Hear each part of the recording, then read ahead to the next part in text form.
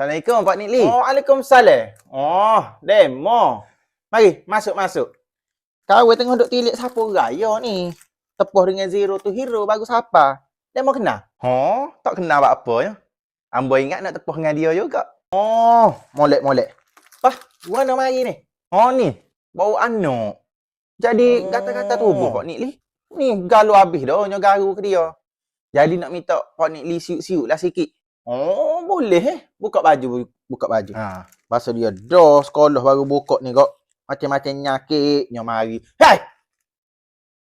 Buka baju anak, pakai baju demo. Oh. Jadi peling gitu Pak Nikli.